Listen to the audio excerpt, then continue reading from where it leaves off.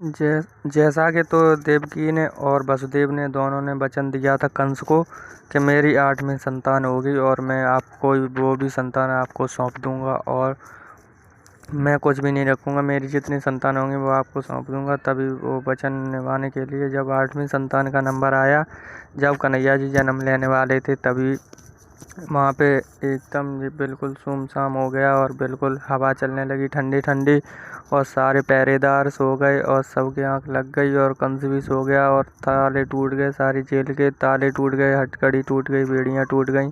और उसके बाद जब हथकड़ी बेड़ियाँ टूटने के बाद और जब कन्हैया जी का जन्म हुआ, तभी फिर वसुदेव लेके और सूधे मथुरा पहुँचे, वृंदावन। वृंदावन पहुँचने के बाद और वहाँ पे पहुँचने के बाद जब नंद बाबा के यहाँ पहुँचे, नंद बाबा के भवन में, तो वहाँ पे यशोदा मैया के भी लड़की हुई थी। तब लड़की को वहाँ से उठा के और लेके आते हैं और कन्हैया जी को वहाँ पे लिटा के आते हैं, तभी लेकर के वापस आते हैं। और वहाँ पे जब कन्हैया जी को ले जाते समय यमुना जी बहुत तेज से उपना ले रही थी और ऊपर तक पानी डूबे जा रहे थे। जब वो वसुदेव, तभी वो कन्हैया जी अपना थोड़ा सा पैर लटका देते हैं, नीचे को झुका देते हैं, तभी वो पैर छू के और चली जाती हैं यमुना जी और वापस हो जाती हैं नीचे, तभी बिल्कुल खाली हो जाते हैं और फिर वसुदेव लेके चले जाते हैं। तभी वहाँ पे पता चलता है, मथुरा लेके आते हैं कन्हैया जी, वो वसुदेव लेके आते हैं मथुरा लड़की को, और लड़की को लाने के बाद जैसा था वैसा ही माहौल हो जाता है और साले ताले लग जाते हैं सारे और हथकड़ी बेड़ियाँ वैसी लग जाती हैं और और वो वसुदेव और देवकी दोनों लोग अंदर होते हैं और आँख खुल जाती है कंस की। तभी कंस जाता है, भाग के दौड़ के जाता है और देखता है देवकी के वो लड़की पैदा हुई है। तभी वहाँ पे डराता है उनको, वसुदेव को और देवकी को, और धमकाता है और बोलता है कि देवकी, तूने मुझे वचन दिया था ना कि तू अपनी सारी संतान मुझे देगी, 8वीं संतान मुझे ही दे तू। तभी वो बोलती है कि नहीं, ऐसा मत करो भैया, ये तो मुझे रहने दो मेरे पास। तभी वो बोलता है नहीं, तभी वो छीन लेता है ज़बरदस्ती, छीन कर जैसे ही चट्टान पर मारने के लिए करता है, तभी वो लड़की हाथ से छूट जाती है और छूटने के बाद और आकाश में उड़ जाती है, आकाश में उड़ जाती है, आकाश में भविष्यवाणी करती है जाके कि दुष्ट, तू तू मुझे क्या मारेगा, तू मुझे मारेगा, तू तेरा मारने वाला तो गोकुल में पैदा हो चुका है, तू मुझे मारने आया है।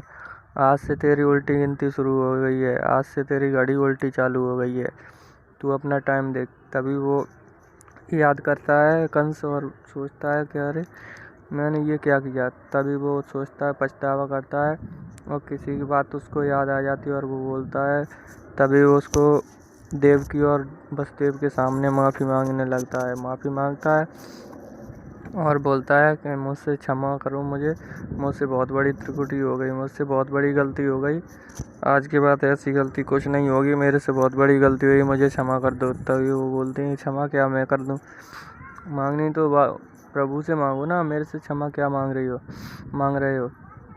तभी वो नहीं सुनते और चला जाता है कंस और डर जाता है। तभी उधर देखते हैं यशोदा मैया सो रही थी और जब सो रही थी वो मरने वाली होती है, तभी कन्हैया जी रोने लगते हैं, रोने की आवाज़ आती है। तभी यशोदा मैया की आंखें खुलती हैं और देखती हैं, अरे लल्ला। फिर वो देखते ही रह जाती हैं, सारी रात ऐसे ही देखती रहती हैं कन्हैया जी को। कन्हैया जी यशोदा को देखते रहते, देखते देखते सारी रात निकल जाती है, भोर हो जाता है। फिर उसके बाद लक्ष्मी जी और विष्णु भगवान सोचते हैं, लक्ष्मी जी कहती हैं कि प्रभु अब तो कुछ करना चाहिए, मैया ने लाला को पूरी रात देखा है और लाला ने मैया को सारी रात देखा है, ऐसे ये बिल्कुल भी नहीं सोए और ये परेशानी और बढ़ रही है इनको, इसीलिए अब इनको आराम की आवश्यकता है। तभी विष्णु भगवान सोचते हैं, हाँ ठीक ही कहा तुमने देवी। तभी वो वहाँ से बोलते हैं ठीक है।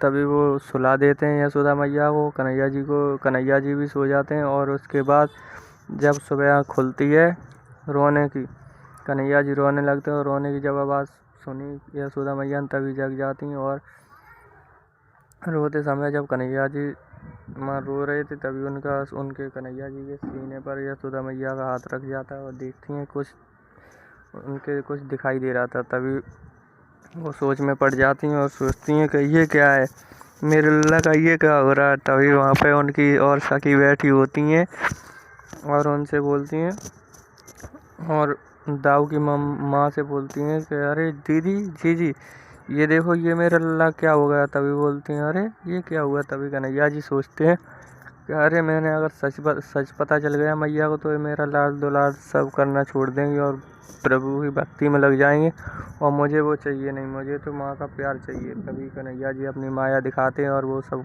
छुपा देते हैं। और उसके बाद जब देखती हैं उनकी दाऊ की माँ देखती हैं और तभी बोलती हैं क्या है, कुछ नहीं। तभी वो यशोदा मैया सोचती हैं कि अरे मैं तो अपने लाला के खुशी में सब कुछ ही भूल गई, पता नहीं क्या क्या सपना देखने लगती हूँ, क्या क्या सोचने लगी थी पता नहीं।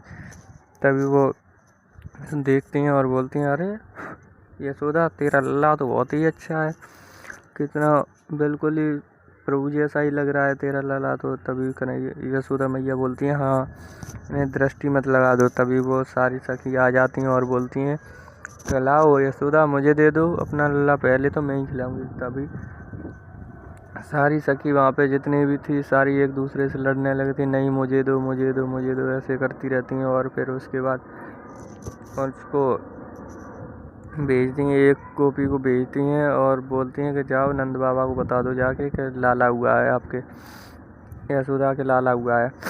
तभी जाती है जानकी जाती है भाग के और बताती है जाके नंद बाबा को। नंद बाबा गौओं को चारा खिला रहे थे, तभी वहाँ पे चारा खिलाते हैं। तभी गाय एक भी चारा नहीं खा रही थी और तभी वहाँ पे जानकी भी भाग के पहुँच जाती है और बोलती है कि नंद भैया देखो यशोदा के लाला हुआ है। तभी वो मानते नहीं और बोलते क्या तू बोल रही है, कुछ सोच समझ के तो बोल।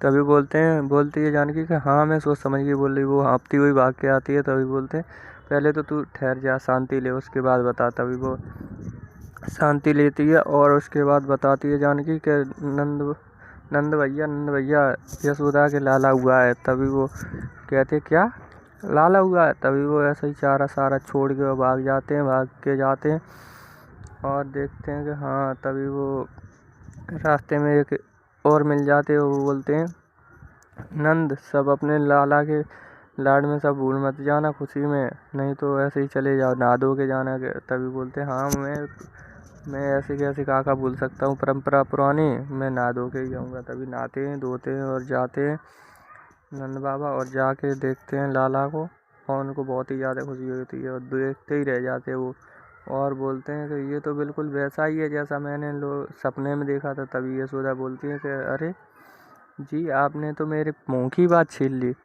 तभी बोलते क्या कि जैसा यही सपना मैं भी देखती थी, कि जैसा आप देखते थे वही सपना मैं देखती थी और ये तो सपने में जैसा दिखता था और जो बोला था वैसा ही है बिल्कुल। तभी वो नंद बाबा बोलते यशोदा अब तो मानती हो ना ये प्रभु का अवतार है। तभी वो कन्हैया जी सोचने लगते हैं अरे ये क्या पोल खोलने लगे बाबा, अगर इन्होंने भगवान मान लिया तब तो ये पूजा करने लगेंगी, हाथ में थाल सजा के बैठ जाएंगी सजा के। तभी बोलते हैं ये मुझे कुछ नहीं चाहिए।